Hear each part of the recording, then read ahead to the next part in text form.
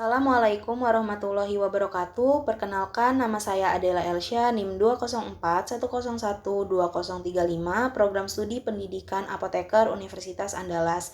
Di sini saya akan menjelaskan tentang cara pelaporan obat narkotika dan psikotropika.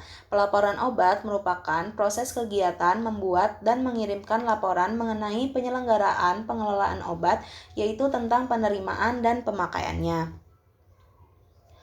Pelaporan terbagi menjadi dua, yaitu pelaporan internal dan eksternal. Pelaporan internal merupakan pelaporan yang digunakan untuk kebutuhan manajemen apotik, salah satunya pelaporan obat. Pelaporan eksternal merupakan pelaporan yang dibuat untuk memenuhi kewajiban sesuai dengan ketentuan peraturan perundang-undangan, meliputi pelaporan narkotika, psikotropika, dan prekursor farmasi. Peraturan yang mengatur tentang pelaporannya adalah Peraturan Menteri Kesehatan Republik Indonesia Nomor 3 Tahun 2015 tentang peredaran, penyimpanan, pemusnahan, dan pelaporan narkotika, psikotropika, dan prekursor farmasi. Tepatnya berada pada pasal 45 yang mengatur tentang pelaporan. Apotik, instalasi farmasi rumah sakit, instalasi farmasi klinik, lembaga iptek, dan dokter praktek perorangan wajib membuat, menyimpan, dan menyampaikan laporan pemusnahan dan penyerahan atau penggunaan narkotika dan psikotropika.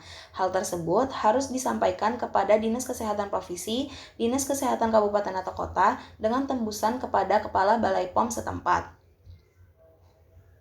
Pelaporan dilakukan paling lambat pada tanggal 10 di setiap bulannya. Hal yang harus dilaporkan terdiri atas nama, bentuk sediaan dan kekuatan obat narkotika dan psikotropika, jumlah persediaan awal dan akhir, jumlah yang diterima dari pemasok, jumlah yang diserahkan kepada pasien. Untuk pelaporan narkotika dan psikotropika dilakukan secara manual dan secara elektronik. Untuk manual, laporan dikirim kepada BPOM dan Dinas Kesehatan Provinsi atau Dinas Kesehatan Kabupaten atau Kota. Berikut adalah contoh form pelaporan narkotika yang terdiri atas nama, bentuk sediaan dan kekuatan narkotika, alasan pengadaan, jumlah persediaan awal dan akhir, jumlah yang diterima, dan jumlah yang diserahkan. Untuk pelaporan secara online dapat melalui sistem yang disebut dengan SIPNAP melalui laman http://sipnap.kemkes.go.id. Saat memasuki sistem SIPNAP, masuk menggunakan username dan password yang dimiliki setiap apotek. Pelaporan di SIPNAP meliputi nama, bentuk dan kekuatan, stok awal, pemasukan dari PBF atau sarana, pengeluaran untuk resep atau untuk sarana, serta pemusnahan dan stok akhir dari obat, narkotika, dan psikotropika. Kemudian, alur pelaporan obat, narkotika, dan psikotropika. Yang pertama, apoteker akan mencatat pemakaian obat pada formulir pemakaian obat, narkotika, dan psikotropika.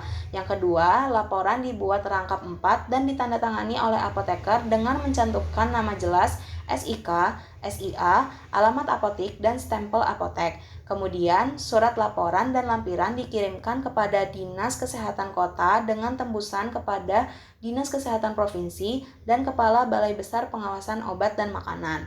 Lalu, laporan tersebut dilaporkan melalui website SIPNAP. Di sini terdapat contoh laporan penggunaan sediaan narkotika dan psikotropika dari apotek, di mana pada lembar pertama terdapat surat yang akan dikirimkan kepada Dinas Kesehatan. Kemudian terdapat lampiran laporan penggunaan sediaan narkotika. Di sini pada bulan November tahun 2019 tidak ada penggunaan obat golongan narkotika pada apotek tersebut. Kemudian pada lampiran selanjutnya terdapat laporan penggunaan obat psikotropika pada suatu apotik. Di sini pada bulan November tahun 2019 terdapat 6 dan 7 obat golongan psikotropika. Kemudian laporan tersebut dimasukkan ke dalam website SIPNAP sehingga pada akhirnya akan diberikan tanda terima laporan. Sekian yang dapat saya sampaikan. Terima kasih.